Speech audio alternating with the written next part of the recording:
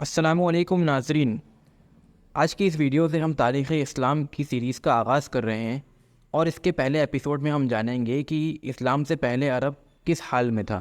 عرب کے لوگ عام طور سے قبیلوں کی آزاد زندگی گزارتے تھے۔ ان میں جہالت عام تھی، بت پرستی اسی جہالت کا نام تھا۔ بت پرستی نے ان کے دل و دماغ پر قبضہ کر کے انہیں وہم پرست بنا دیا تھا۔ دنیا کی ہر چیز کو، چاہے وہ فائدہ دینے والی ہو یا نقصان پہنچانے والی، ان کے لیے معبود بن گئی تھی۔ اسی طرح پتھر، پیڑ، چاند، سورج، پہاڑ، دریا، سبھی کی پوجا عام ہو گئی تھی۔ عربوں نے فرشتوں، روحوں اور غیر محسوس طاقتوں کو بت بنانے کے علاوہ اپنے بزرگوں کے بت بھی گڑھ رکھے تھے جن کی وہ پوجا کرتے تھے۔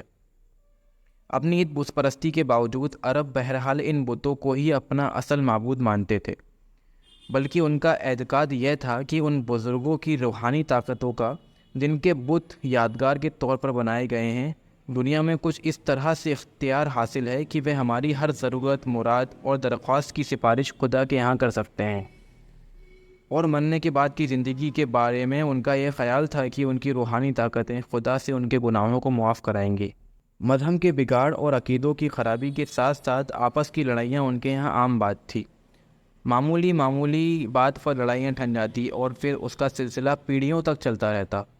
جوا کھیلنا، شراب پینا اتنا عام تھا کہ شاید ہی کوئی قوم اس معاملے میں ان کا مقابلہ کر سکتی۔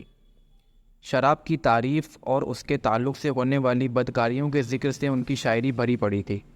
اس کے علاوہ سود کا چلن عام تھا۔ لوٹ مار، چوری، بے مروتی، خون خرابہ، زنا اور دوسرے گندے کاموں نے ان کو گویا انسانی شکل میں جانور بنا دیا تھا۔ وہ اپنی لڑکیوں کو زندہ ہی قبروں میں گاڑ دیا کرتے تھے۔ بے شرمی اور بے حیائی کا یہ حال تھا کہ مرد اور عورتیں ننگے ہو کر خانہ کعبہ کا طواف کیا کرتے تھے اور اسے ایک مذہبی کام سمجھتے تھے۔ غرض مذہب، عقیدہ، اخلاق، رہن سہن، سماج وغیرہ ہر اعتبار سے عرب پستی کی انتہا کو پہنچ چکے تھے۔ اسلام سے پہلے عرب ہی کیوں، پوری دنیا ان برائیوں کا شکار تھی جن کا شکار عرب خود تھے۔ ایران اور روم اس وقت کی سب سے بڑی طاقتیں تھیں۔ روم میں عیسائی دھرم کے ماننے والے زیادہ تھے، لیکن عقیدے کے لحاظ سے وہ اپنے اصل مذہب سے بہت دور جا چکے تھے۔ اخلاقی اعتبار سے بھی ان میں پستی اور گراوٹ آ چکی تھی۔ ایران میں تو ستاروں کی پوجا عام تھی۔ اس کے علاوہ وہاں کے بادشاہ، درباری سردار اپنے درجوں کے لحاظ سے جنتا کے لیے خدا ہی سمجھے جاتے تھے۔ اخلاقی پستی وہاں بھی عام تھی۔ خود اپنے دیش بھارت میں دیوتاؤں کی تعداد بڑھتے بڑھتے 33 کروڑ تک پہنچ چکی تھی۔ بد اخلاقی عام بات تھی۔ چھوا چھوت اور بھید بھاؤ کی وجہ سے انسان انسانوں کا خدا بنا بیٹھا تھا۔ پورا سماج گراوٹ کا شکار تھا۔ شراب، جوا اور زنا کو مذہبی رنگ دے دیا گیا تھا۔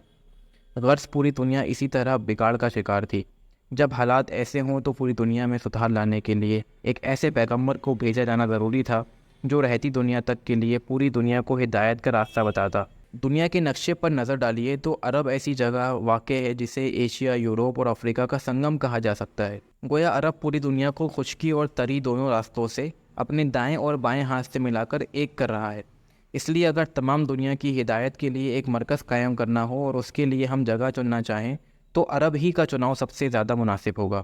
اللہ نے اس لیے پیغمبر اسلام صلی اللہ علیہ وسلم کو عرب میں پیدا کیا اور ان کو عربوں کے ساتھ ساتھ پوری دنیا کی ہدایت کا کام سپرد کیا۔ حضرت محمد صلی اللہ تعالیٰ علیہ وسلم نبیوں کے سلسلے کی آخری کڑی ہیں۔ اسی کے ساتھ تاریخ اسلام کا یہ پہلا ایپیسوڈ مکمل ہوتا ہے۔ اگر یہ ایپیسوڈ آپ کو اچھا لگا ہو تو اسے لائک، شیئر اور سبسکرائب کیجیے۔ ملتے ہیں اگلے ایپیسوڈ میں۔ اللہ حافظ۔